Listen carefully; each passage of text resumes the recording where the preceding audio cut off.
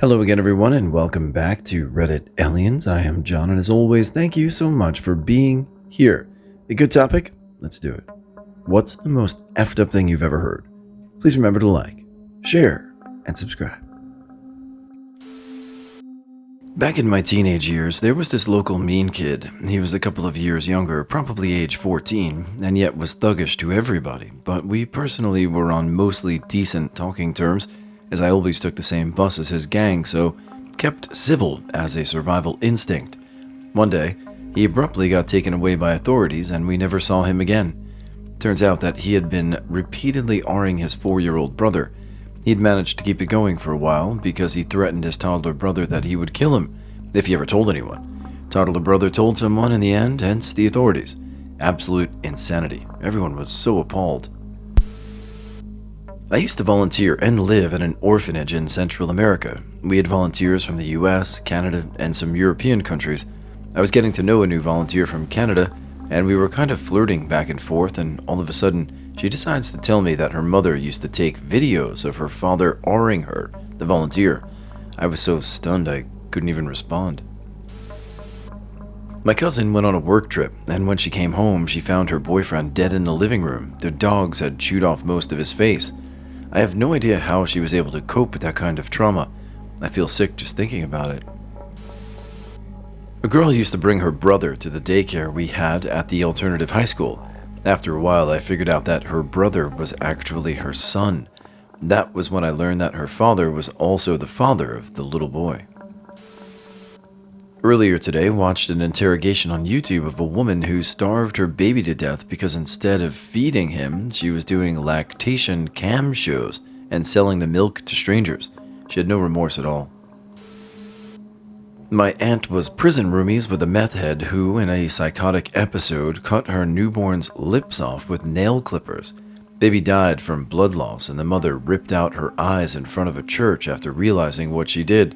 She pled guilty, and last I heard was paroled a few years ago after serving like 10 years. I read about a story where this lady was in her apartment and passed out and died shortly after a heat stroke. Her 2-year-old died a few days later from dehydration.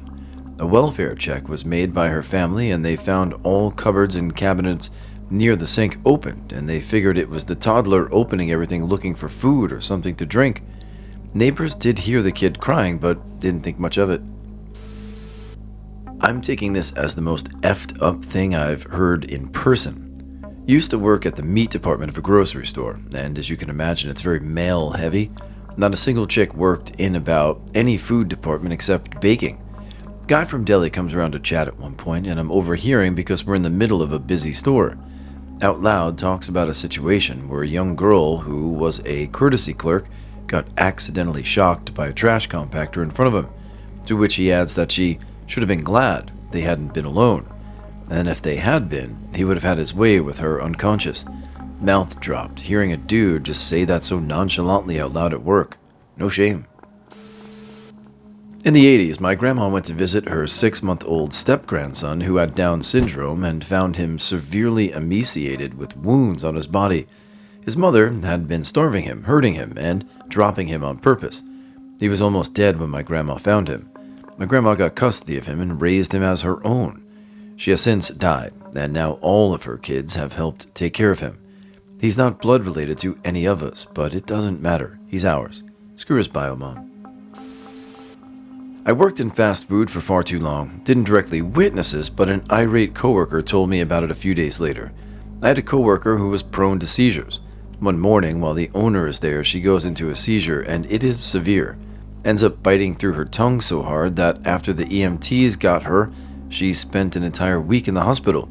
The owner, instead of calling for help, steps over her still seizing body and demands a double cheeseburger because we still need to keep these lines moving. Needless to say, I kept my distance after that.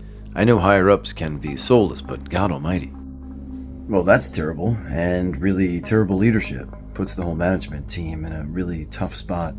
Hope the person is okay. I'm glad you got out of there too, because it didn't seem like a good company to work for.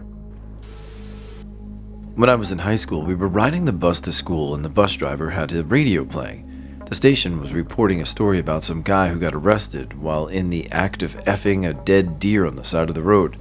The whole bus burst into laughter. My sister was getting divorced from a psychopath who said in court he only wanted to split custody with one of his 2 children. He didn't care about the other. The child was 9 at the time. She will never find out about this. I met this female trumpet player. She came home late from a gig. She stayed real quiet, kept the lights off, and got into bed next to her husband gently so as to not wake him up. The next morning, she woke up to find that he had blown his brains out with a pistol before she ever got home. She slept next to his corpse all night, and then woke up to find him like that. Not so much heard as this happened in my family. My cousin's 3-year-old daughter OD'd and died on a fentanyl and horse tranquilizer. My cousin's sister is a known drug addict, and his wife allowed their daughter to spend the night at his parents' house when his sister was there. We're assuming that somehow she got exposed through her. Just really, really wild stuff. That children can go through precocious puberty due to sexual abuse explains how the youngest mother ever was only 5 years old. I believe it was during a Steve Wilkos episode where this mom basically let these men SA her 9-year-old daughter. She was clearly not right in the head as they kept pressuring her and asking her why she'd let these men do this. She became more and more remorseful.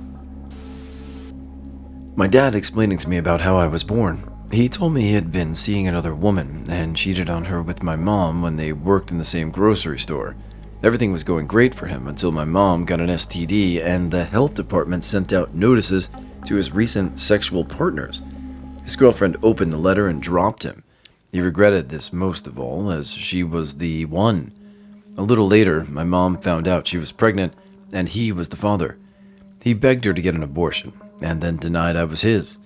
My mom was spiteful about the whole thing and wanted to punish him with child support so she could quit her job, which she did. My dad denied I was his until my grandparents found out, and they were deeply religious and offered my mom a bunch of money to marry my dad. She refused and then got a paternity test once I was born to prove it. He told me all that on a drive one day when I was a teenager, and it clicked with a lot of stuff my mom had said in the past.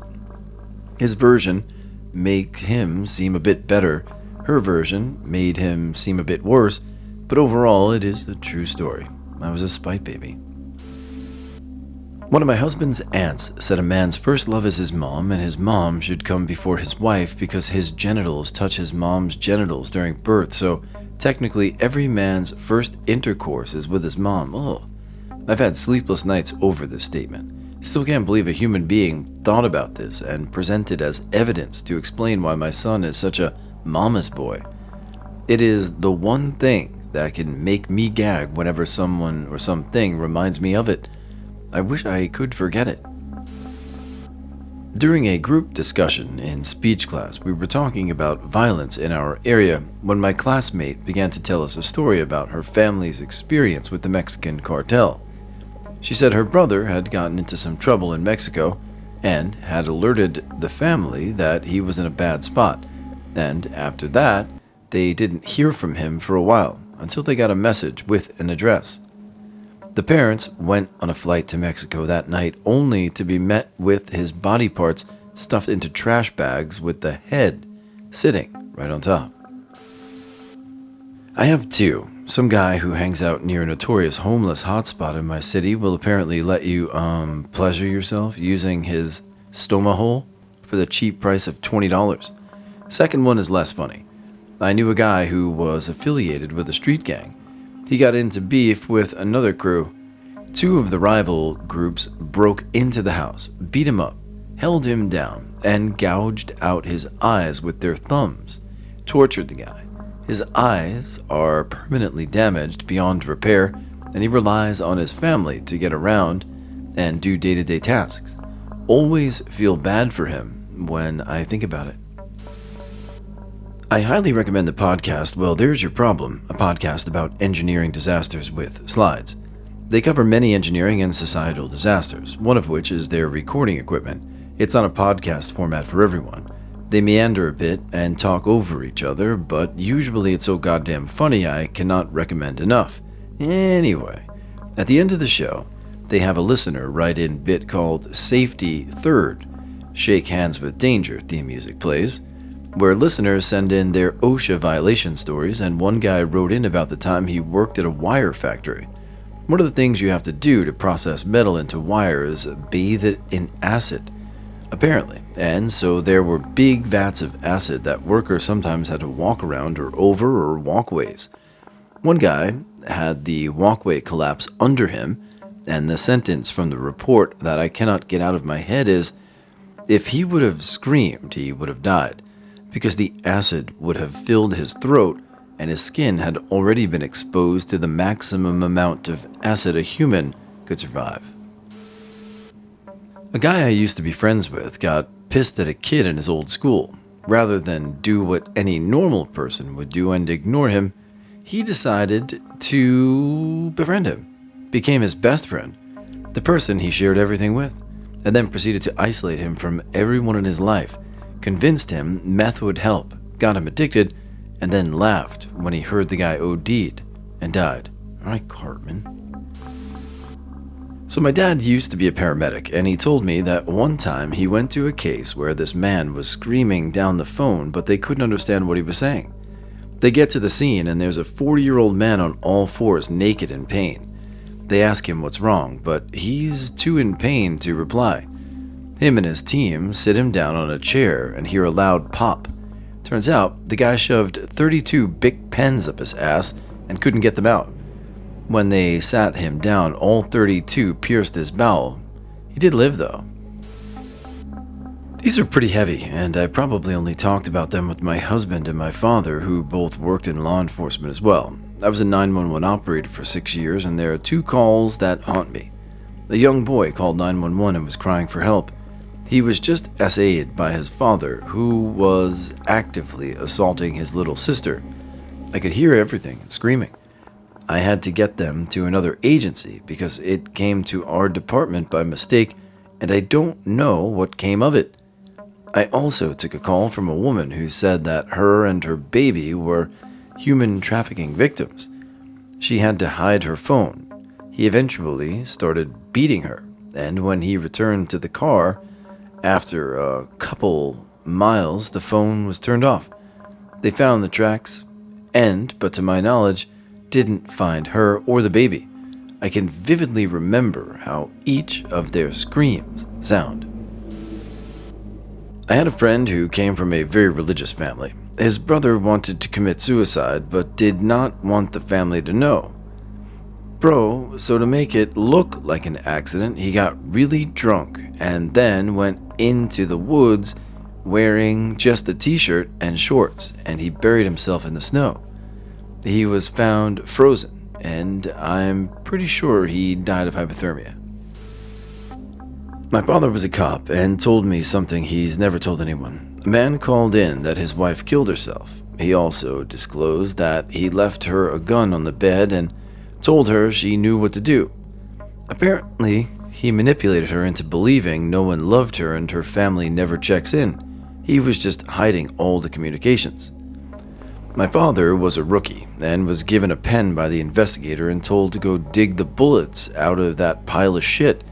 He had to dig through skull and brain on the floor to get the bullet. While doing this, all my father could smell was this woman's strong perfume. Apparently at the time, the police didn't have a law that was written to arrest the man. He was smug and didn't care. He got away with manipulating his wife into killing herself. Later that day, on Thanksgiving, my dad showed up at his mom's. He was distraught, and my grandmother gave him a hug. My grandmother was wearing the same perfume. He went into shock and squeezed her so hard that she couldn't breathe. All she could do as picture was this woman missing all her front and her head. My mother didn't care and gave my dad shit for not being happy during the holidays. He shut down and couldn't talk to her. She knew something was wrong, but always thought she had it worse. Come to find out, she did. My father and siblings were awed by her father. My father went to special training to investigate pedos and discovered my mother had the signs. After she realized he knew, coming back from training, she went absolutely crazy. Come to find out from my mother still saw my grandfather on a sexual basis as an adult, made my grandmother jealous. My mother would cheat on my dad with her father, then come home accusing my dad of R-ing her in front of us.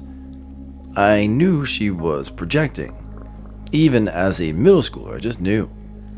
Come to find out, her father was kicked out of his country because his family was trying to kill him for impregnating his teenage sister.